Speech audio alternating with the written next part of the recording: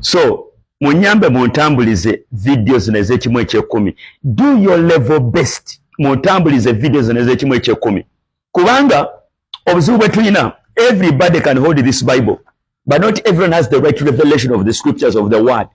Tulina okutegeera ekigambo. Nkugambe, when we get this Bible, we need to dissect it according to time, dispensation, period. Time, dispensation, period. Are we together? Principle, law, and grace. Beloved, you're not be compacting. But the problem we have, are we together? The problem we have is one thing. Everybody is going to preach, yes. But are you preaching on the right doctrine? Are you preaching in the right revelation of God?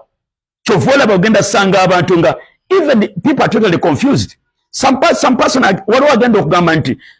I've been blessed because of kwa yechimu ekyekumi.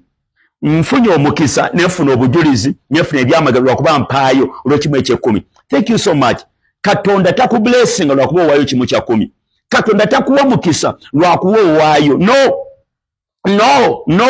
What is the Twitter principles? And once you fall into those principles bring a reaction of what you have done.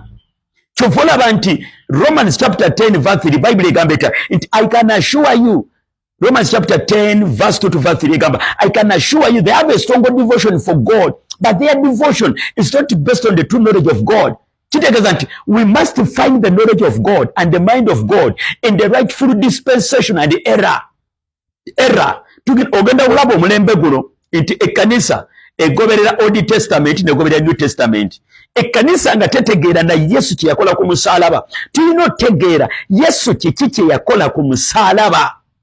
Bintu bingi nnyo ebyatuukirizibwa ku musalaba Yesu n'abijjawo. Kati omwoyo omubi ogw'okubula ne gubikomyawo mu ndagaano empya. I have a question for you. Can two covenants move at the same time? The answer is totally no. One covenant has to cease, then another covenant has to take course. In the book of Hebrews, chapter 10, verse 13. In the book of Hebrews, chapter 10, verse 16. Hebrews chapter 10, verse 16. Then we call the Bible in the book of Hebrews chapter 8, Hebrews chapter 8, verse 7 and verse 9. Or we call the Bible Hebrews still chapter 8, verse 13, verse 12, verse 13. Then you are a believer. In what covenant are you in? But of course, you may not listen to this sermon because what we are, they are totally rigged. They have a spirit of wickedness and they have a spirit of conservatism. Why? Are we together? These are twin sisters under the spirit of religion. When the spirit of religion is inside of you, conservatism is the inside of you, riggedness is the inside of you. It's like you are under the Pharisees' bondage and captivity. Oli aba tayagala kutegeera, tayagala kuwulira, kyamanyi, tayagala kuyingiza. Chovola ba Matthew chapter 13 verse 13. Yesu n'agamba nti bayina amaaso naye tebalaba, bayina amatu naye tebawulira, bayina mind naye tebategeera. Lwaki? They had closed their mind not to understand. Tulina okunoonya amagezi ga Katonda, si magezi ga abantu ku bintu bya Katonda. When we are on the things of God, we must seek the knowledge and the mind of God, not the mind of people. We must understand this. Ekimu ekyekumi mu ndagaano empya kifu. Kitegeeza mu ndagaano eno gye tulimu abantu tebalina kuwa kimu kya kumi. Abantu balina kuwaayo ku lw'omulimu gwa Katonda. Not forced giving, but you are giving because you have come to understand who God is into your life. Byonna Katonda byakoledde. Twenda kimu kye wali omuwadde. Owaayo Katonda omuwa to acknowledge him that he has been God into your life. You're not giving God to bless you, no. You're not giving God because no. Owaayo lwakuba you have acknowledged God.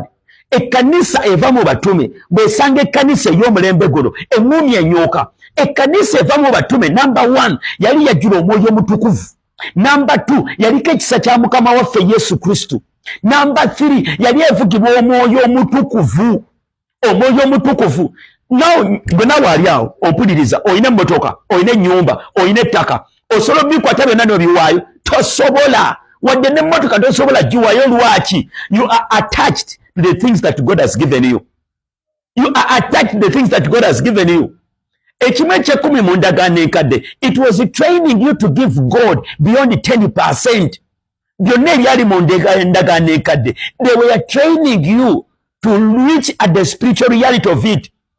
Katonda bwe yagamba 10%, yali akutraininga to give beyond and to give every day and to acknowledge nti buli kyonna Katonda kyakuwadde tekivudde mu ntuuyo wabula abadde Katonda. Kyova olaba ekkanisa eva mu batume, abantu batunda amayumba ne batunda amataka. Lwaki? Baali bategedde Katonda. Namba 2, baali bajjudde omwoyo omutukuvu. Namba 3, baaliko ekisa kya Mukama waffe. Then njala kubuuza ekibuuzo, ojjudde omwoyo omutukuvu? Okuwaayo obadde owaayo? Oliko ekisa kya Mukama waffe? Ye biki by'obadde owaayo nti ogamba owaayo nga n'okwagala kwa Katonda tokuyina? Kubanga omuntu awaayo lwakwagala. Omusajja wagenda okugulira ennyumba oba okugulira emmotoka, waliwo love. Mu kubeerawo love, omusajja wo akuwa because of love. Love is pushing you to give. Ekkanisa eva mu batume bacultivatinga love ya Katonda. They gave in for the love of God and his work. Nga baliko ekisa. Twalina omu agenda kuwayo emmotoka ye kulw'omulimu gwa Katonda nga toliko love ya Katonda. Namba 2, nga toliko kisa. Bino ebintu bikolebwa lwa kisa kya Katonda. The reason kyofulaba nti kino ino kitegera baliko love ya Katonda, baliko ekisa kya Katonda, ne babeera n'okwagala kwa, ne bafugibwa omwoyo omutukuvu okuwaayo. Katonda yali ayagala otegeere nti buli kyonna kyakuwadde mu bulamu obwensi tekabadde magezi go, tekubadde kutegeerako. Ye Katonda asazeewo obusazi n'akublessinga. Takublessinga nti lwakuba obadde owaayo no.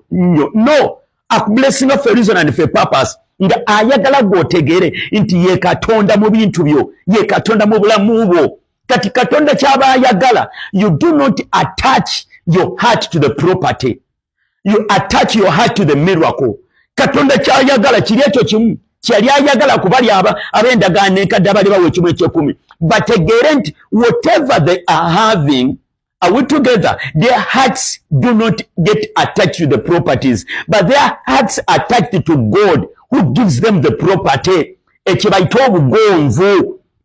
Omuntu yenna abadde asolooza ekimu ekyekumi akikola mu bukyamu. Abantu bagenda gamba yes kubikulirwa, kyaki erina okubikulirwa okulala nawe olina okubikulirwa okulwo. It is totally wrong. Omwoyo omutukuvu is not a spirit of disorganization. Omwoyo omutukuvu is the author and the writer of his word. He cannot contradict his word. One revelation, one baptism, one spirit, one word, one God. You cannot tell me there are different revelations. Kyovolaba nti tulina otegeera Katonda mu mazima. Ekkanisa yava mu batume bwe munasoma Acts of the Apostles chapter 2 verse 43 ne verse 44 olabe engeri gye baawaayo. Bw'ogireeta n'ekkanisa eriwo kati, ekkanisa eriwo kati, eŋŋumi enyooka, tuddeyo ku mirandira, tuddeyo ku roots, tambuza video, ne waliwo abagenda okulwana, waliwo abagenda okuyomba. Lwaki? Gana amazima tebaagala gawulira. But I want to tell you this, waliwo abayitibwa okuwula, ate waliwo abayitibwa obutabula, waliwo abayitibwa geyeena, ne wabeerawo abayitibwa amazima. And we are not intimidated of this truth. Gwe naawe abadde asolooza ekimu ekyekumi, repent as early as possible. Amazima ogawulira munda mutima gwo naye ogatuulidde. Bw'oba ogatuulidde, enkwe zigenda okwokya mu geyeena zakulinda dda. And Bible negamba, for when the Son of Man sets you free, he sets you free indeed. Bw'aba agamba John 14 verse 6, I am the way and the truth. Yesu agamba nze mazima. Yesu, okujja kwa Yesu tulaga mazima ga Katonda.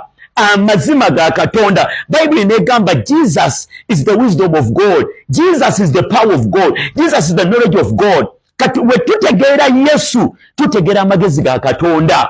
Kati kino kyonna ye Yesu.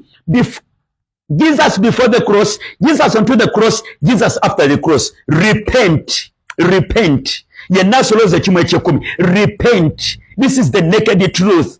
Repent. On the cross, he became a curse to take away the curse of the law. Kitegeeza wobeera owaayo even beyond 10%. Katonda yali akutraininga to okutegeera who God is. yatonda lyakuwayo to give even beyond 10%.